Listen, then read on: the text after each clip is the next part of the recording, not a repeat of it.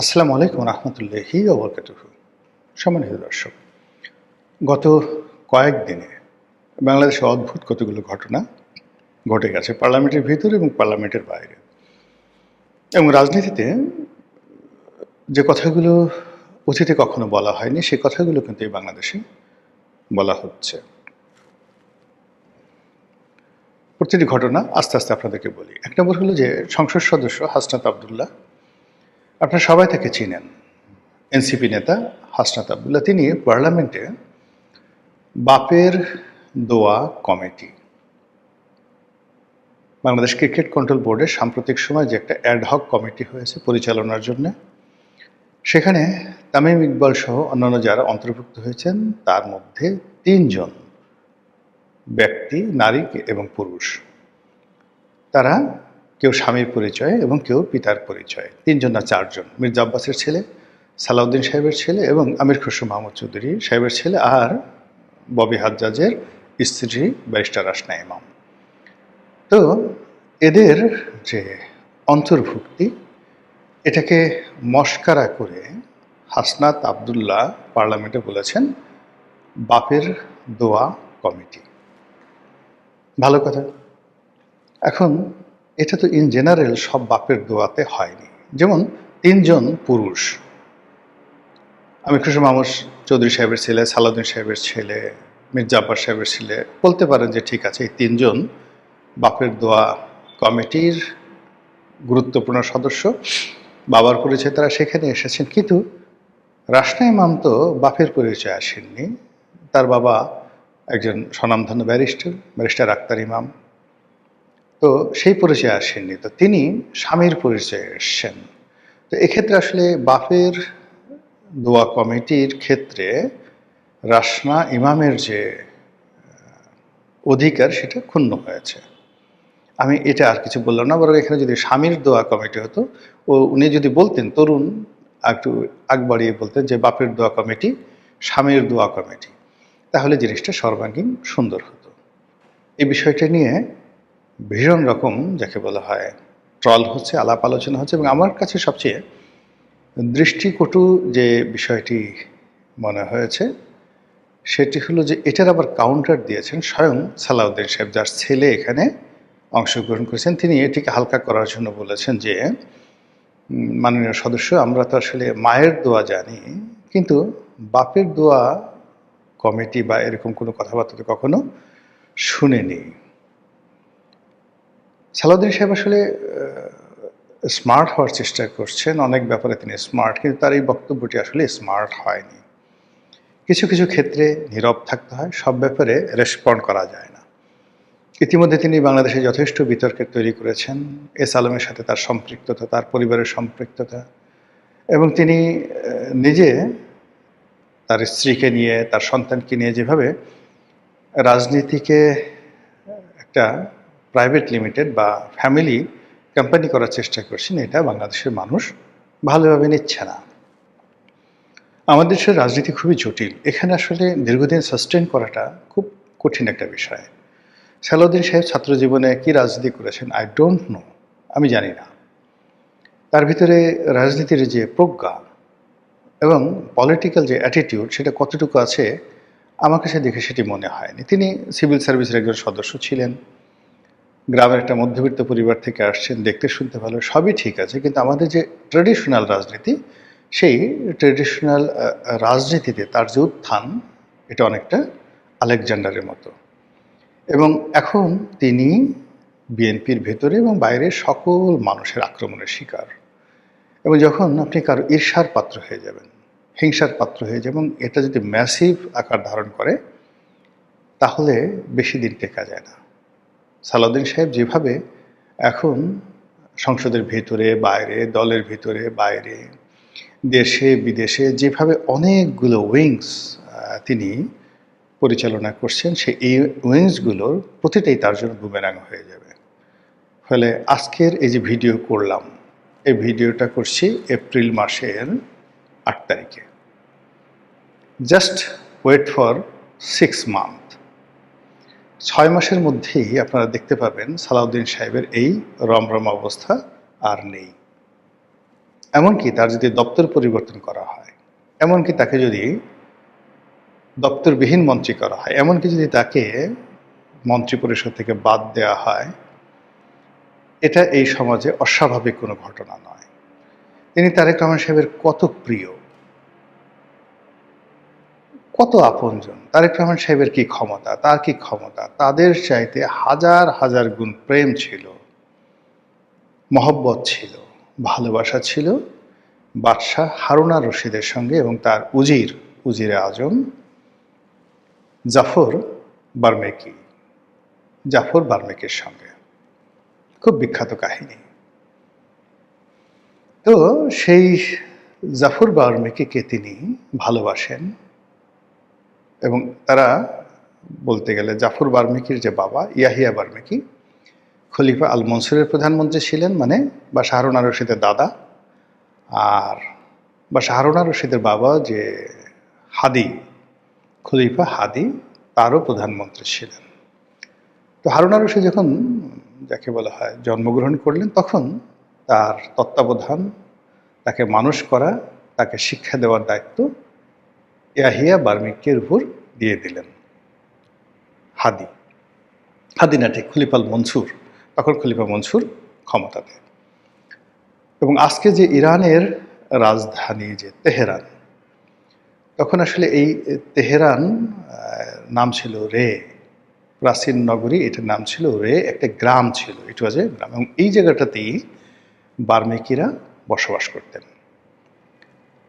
এবং সেই বার্মেকিরা একসময় তারা শত শত বছর ধরে ভারতের রাজনীতি, মধ্যপ্রাচ্যের রাজনীতি, পারস্যের রাজনীতি, এই রাজনীতির ব্যাপারে পরিবারটা হাজার বছর ধরে তারা রাজনীতির যাকে বলা হয় মাস্টার মাইন্ড। তো সেই পরিবারে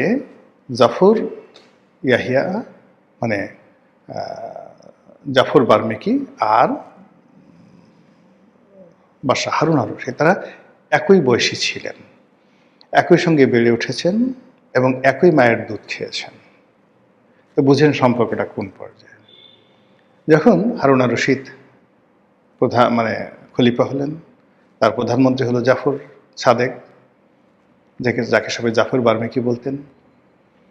তো প্রাণান্ত চেষ্টা করেন সম্রাটকে খুশি করার জন্য, খলিফাকে খুশি করার জন্য। খলিফা তার ব্যাপারে খুব খুশি এবং এই একটা সময় তার মনে হলো যে আমি পরীক্ষা করব আমার উজির আমার প্রতি আসলে কতটা বিশ্বস্ত, উজিরে আজম। তখন তিনি করলেন কি, তার আপন বোনকে বিয়ে দিলেন জাফর সাদেকের কাছে। বললেন যে বিয়ে দিলাম, তুমি তার সঙ্গে সেক্স করতে পারবে না, এবং এই কথা আমার বোনকে তুমি বলবে না। তোমাদের মধ্যে ঘর থাকবে, একসাথে ঘুমাবে, সব কিছু করবে, কিন্তু সেক্স করতে পারবে না। এবং এটা তুমি যে আমাকে ভালোবাসো আর আমি যে তোমাকে বিশ্বাস করি, এটা একটা প্রমাণ। তো বোঝার চেষ্টা করেন জাফর বার্মেকির উপর কি পরিমাণ মানসিক টর্চার। এবং একটা সময় তাদের মধ্যে সেক্স হয়ে গেল, বোন প্রেগন্যান্ট হয়ে গেল, বাদশা তাকে ধরে আনলেন, তুমি তো বিশ্বস্ত লোক নও। সঙ্গে সঙ্গে তার শিরচ্ছেদ করা হলো। অর্ধ দুনিয়ার মালিক বাদশাহ হারুন আর রশিদ, তার প্রধানমন্ত্রী। তো কাজী তারেক রহমান সাহেব এখন সালাউদ্দিন সাহেবকে যত বেশি ভালোবাসছেন, সেটা সেই জাফর সাদেকের চেয়ে বেশি নয়, কিংবা জাফর সাদেকের যে কোয়ালিটি ছিল তার চেয়ে বেশি কোয়ালিটি না। ফলে খুব বেশি দহরম মহরম খাতির করতে গেলেই আমরা গ্রাম অঞ্চলে বলি ঘন পিড়িতে কাঁথা ছিঁড়ে যায়, ঘন পিড়িতে কাঁথা ছিঁড়ে যায়, এরকম একটি অবস্থা। তো সেখানে তার ছেলেকে ওখানে বসাতে হবে, ওখানে, এবং তিনি তার ছেলেকে একবার কি বলবো ওই ডক্টর মোহাম্মদ ইউনূসের কাছেও নিয়ে গেছেন। এটা কোনো দরকার ছিল না। সে ধরে নিয়েছে যে ডক্টর মোহাম্মদ ইউনূস আগামী 5 বছর ক্ষমতায় থাকবে বলে ছেলেকে ওখানে, এই যে ব্রিগেডিয়ার সাখাওয়াত যে ভদ্রলোক, তিনি তার ছেলের সঙ্গে অনেক বদনাম, সে চট্টগ্রাম বন্দরে অল্প কিছুদিনের জন্য তিনি দায়িত্ব পেয়েছেন, ছেলেকে তার সেখানে দিতে হবে। এরকম কুপিতা, কুসন্তান, এগুলো বেঁচে থাকার চেয়ে মরে যাওয়া ভালো। এই জিনিসগুলো হচ্ছে সমাজে। ফলে কি হলো, হাসরাত আবদুল্লাহর মতো মানুষ প্রকাশ্যে তাকে যে অপমান করলো পার্লামেন্টের মধ্যে, আর সেই অপমানটা সে আবার বুঝতেই পারল না যে তাকে অপমান করা হয়েছে। এই গেল এক। ২ নম্বর হলো যে এখন সালাউদ্দিন সাহেব থেকে শুরু করে আরও কয়েকজন লোক যারা আছেন, মনে করা হচ্ছে যে এরা হলো ডিফ্যাক্টো প্রধানমন্ত্রী। কেউ হয়তো বগুড়াতে বাড়ি। এই যে এখন একজন লোকের ব্যাপারে অনেকেই তর্ক বিতর্ক করছে যে হু ইজ হি, তার নাম কি? আমিও তার নাম এখন পর্যন্ত জানি না। তো সে একটা মন্ত্রণালয়ের নাকি প্রতিমন্ত্রী। বগুড়া থেকে তাকে এমপি বানিয়ে আনা হয়েছে এবং বলা হচ্ছে যে মাহমুদুর রহমান মান্নার সাথে যে দূরত্বটা মূলত এই ভদ্রলোকের কারণে। তো তার যে ক্ষমতা এই মুহূর্তে পার্লামেন্টের সব মানুষ তাকে কেন্দ্র করে আবর্তিত হচ্ছে এবং তাকে মনে করা হচ্ছে ডিফ্যাক্টো প্রধানমন্ত্রী। এরপরে লন্ডন থেকে তারেক রহমান সাহেবের সঙ্গে যারা আসছে, হুমায়ুন কবির, মাহেদী, সানি, তাদের একটা বিরাট ক্ষমতা, অস্বাভাবিক ক্ষমতা। এবং বিএনপির যারা শীর্ষ নেতৃবৃন্দ রয়েছে, দীর্ঘদিন এই দলের প্রতি যাদের আনুগত্য ছিল, জীবন যৌবন সব কিছু শেষ করে দিয়েছেন। এখন তারেক রহমান সাহেবের সাথে দেখা করার জন্য এই মানুষগুলো সাহায্য সহযোগিতা ছাড়া তারা সেখানে যেতে পারছেন না। ফলে এই যে দহরম মহরম এরকম যে একটা অবস্থা, এটা বেশি দিন থাকবে না। একটা ছোট্ট উদাহরণ দিই। ওয়ান্স আপন এ টাইম যাকে বলা হয় শেখ রেহানা, শেখ হাসিনা ভীষণ রকম স্নেহ করতেন। এত স্নেহ করতেন আপনারা কল্পনাও করতে পারবেন না। কিন্তু অবাক করার ব্যাপার হলো যে আমি জীবনে কোনো দিন শেখ রেহানার সঙ্গে কথা বলিনি। আমাদের সাথে সামনাসামনি কোনোদিন দেখা হয়নি। অথচ মানে তিনি আমাকে এতটা স্নেহ করতেন যে আমি যদি তার কাছে গিয়ে কোনো বিষয় চাইতাম, আবদার করতাম, সঙ্গে সঙ্গে সবাইকে বাদ দিয়ে তিনি সেই জিনিসটি করতেন। কিন্তু আমি কখনো তার সামনে যাইনি। একই অবস্থা শেখ হাসিনা। তিনি আমাকে অস্বাভাবিক স্নেহ করতেন, কিন্তু কখনো কোনো অবস্থাতে তিনি একবার দুইবার আমাকে ডেকেছেন, ডাকার বাইরে কখনো তার সামনে যাই নাই। এমনকি পার্লামেন্টে আপনি দেখেন যে একটা ভালো বক্তব্য দিলেন পার্থ।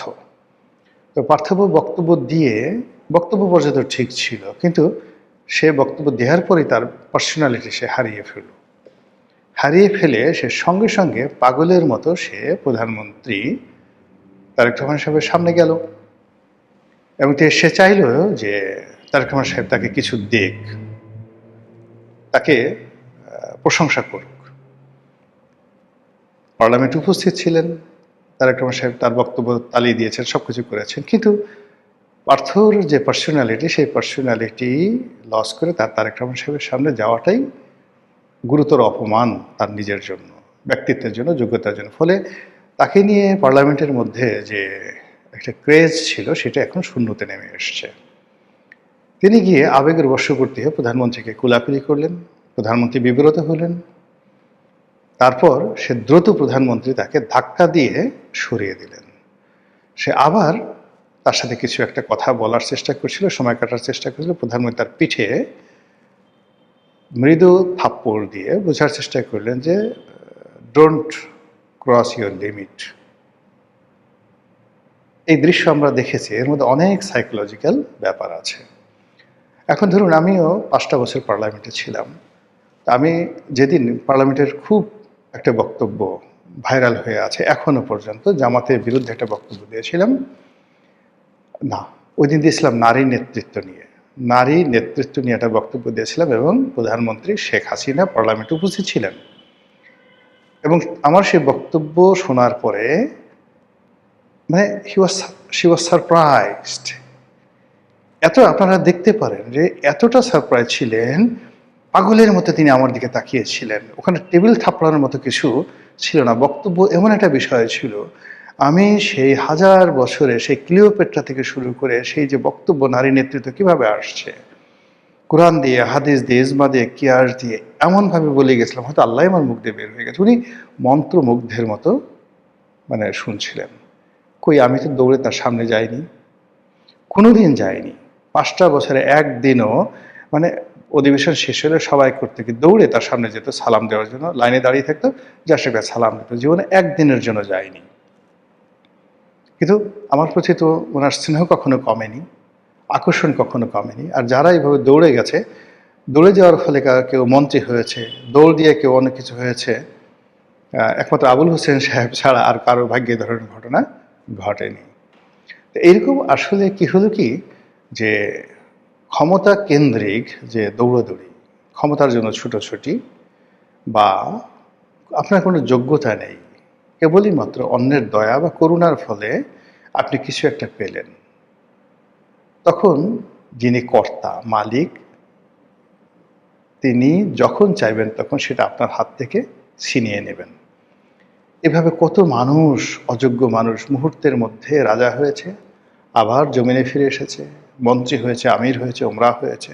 একই অবস্থা এই পার্লামেন্টে যাদের এমপি হওয়ার যোগ্যতা ছিল না, তারেক রহমানের দয়া হয়েছে, মন্ত্রী হওয়ার কোনো যোগ্যতা নাই, দয়া হয়েছে। এখন সেই দয়া হওয়ার কারণে তারা পাগলের মতো আচরণ করছেন প্রধানমন্ত্রীকে খুশি করার জন্য, কিংবা প্রধানমন্ত্রী তাকে দয়া করেছে, না জানি কি হয়ে গেছি সে দাপট দেখানোর জন্য অসংখ্য শত্রু তৈরি করে ফেলেছেন। আর এই যে শত্রুতার ফলে কি হলো, তাদের এই পদ পদবি থাকবে না। আর আমার যে ব্যক্তিগত অভিজ্ঞতা, দেখুন, আমরা অনেক অনেক ভালো কথা জানি, অনেক ভালো কথা শুনি, কিন্তু এগুলো আসলে মান্য করাটা সবচেয়ে বড় ব্যাপার। একটা বিখ্যাত কথা আছে, জ্ঞানের সবচেয়ে বিপজ্জনক দিক হলো প্রয়োজনের সময় জ্ঞান মনে না আসা। আর তার চেয়ে বড় বিপদ হলো আপনি জানেন কিন্তু আপনি মান্য করেন না। ভীষণ রকম। তো শেখ হাসিনার সঙ্গে আমার যে সম্পর্ক, সেই সম্পর্ক নিয়ে একদিন ওবায়দুল কাদের সাহেব আমাকে একদিন বললেন যে, রনি, তোমাকে একটা কথা বলি, তুমি শেখ হাসিনার সামনে আসলে বেশি যেও না। এমন কেন কেন কেন? উনি আমাকে খুব স্নেহ করতেন। বলে কেন কেন কেন? বলে যে আসলে মূল ব্যাপার হলো যে উনার আসলে সব কথা মনে থাকে না। ধরো তোমার সঙ্গে একটা কথা বললো, লিখে রাখলো, সব কিছু করলো, তো সেই কথাগুলো পরবর্তীতে আসলে মনে থাকে না। উনি আমাকে এই কথাগুলো বলেছিলেন 2004-5 সনে। কিন্তু যেই মুহূর্তে তুমি তার কাছে যাবে এবং সে তোমাকে পিক আপ করবে, পুরো হাউস তোমার বিরুদ্ধে চলে যাবে, তোমাকে হিংসা করবে, এবং সবাই তোমার কাছে টাকা চাইতে আসবে, স্বার্থ চাইতে আসবে, পদ পদবি চাইতে আসবে, আর তুমি আর কিছুই দিতে পারবে না। তখন গিয়ে তারা উল্টো শেখ হাসিনার কাছে তোমার বিরুদ্ধে কান ভারী করবে, তোমার চাকরি থাকবে না। ওবায়দুল কাদের এই কথাটা আমি একেবারে এখন পর্যন্ত অক্ষরে অক্ষরে মান্য করি। ফলে কি হলো, কোনো ক্ষমতাধর লোক, মানে একজন লোকের সাথে আমার খুব ভালো বন্ধুত্ব, এই যে এখন যারা মন্ত্রী হয়েছেন বা আওয়ামী লীগের আমলে যারা মন্ত্রী ছিলেন, প্রায় সব মন্ত্রীর সঙ্গে আমার ব্যক্তিগত সম্পর্ক, তাদের দুঃসময় তারা সবাই আমার কাছে এসছে। আমার একটা ক্যারেক্টার হলো আমি সবসময় মজলুমের পক্ষে থাকি, ছোটোকাল থেকেই। কোনো মানুষ বিপদে পড়ছে আমি এগিয়ে যাই, না ডাকলেও এগিয়ে যাই। ফলে অনেকের সাথে বিপদের দিন আমার খুব বন্ধুত্ব হয়। আর এই মানুষগুলো যখন সুসময়ে আসে, আমি সবার আগে, আমি দ্য ফার্স্ট ম্যান, তাদের টেলিফোনে অ্যাটেন্ড করি না, তাদের কাছে যাওয়া তো দূরের কথা। তো সেই অর্থে যে প্রধানমন্ত্রী শেখ হাসিনা, ডক্টর মোহাম্মদ ইউনূস, তারেক রহমান সাহেব থেকে শুরু করে অন্যান্য যারা বড় বড় পদ পদবিতে আছেন বা ছিলেন, এই যেমন এখন মির্জা ফখরুল সাহেব আছেন, আগে ওবায়দুল কাদের সাহেব ছিলেন, এরকম সবার সাথে, এই যে স্বরাষ্ট্রমন্ত্রী যে আগে ছিলেন কামাল সাহেব, আমার একেবারে পাশে বসতেন, পাশের চেয়ারে বসতেন, 5টা বছর আমরা একসাথে বসছি, কিন্তু কোনো দিন তাকে একটা টেলিফোন পর্যন্ত করিনি। Never ever in life. তিনি একবার দুবার টেলিফোন করছেন, আসেন ভাই, ইত্যাদি ইত্যাদি ইত্যাদি, কোনোদিন তাকে একটা টেলিফোন করিনি। তো এইরকম আমি আমার মতো করে আছি। কিন্তু এই যে এখন যারা আছে, তারা এই যে ক্ষমতা কেন্দ্রিক যে রিলেশনটা করতে চাচ্ছে, এই রিলেশন থাকে না। ফলে কি হলো, আজকে যে শিরোনামটা ব্যবহার করছি, যে ক্ষমতা, এই যে ফ্যাক্টো মন্ত্রী, ডিফ্যাক্টো প্রধানমন্ত্রী, ডিফ্যাক্টো এমপি, মানে যারা হঠাৎ করে হতে চাচ্ছেন, আলটিমেটলি এটা বেশি দূর এগোনো যাবে না। মহান আল্লাহ আমাদের সবাইকে হেদায়েত দান করুন, হেফাজত করুন। আসসালামু আলাইকুম ওয়া রাহমাতুল্লাহি ওয়া বারাকাতুহু।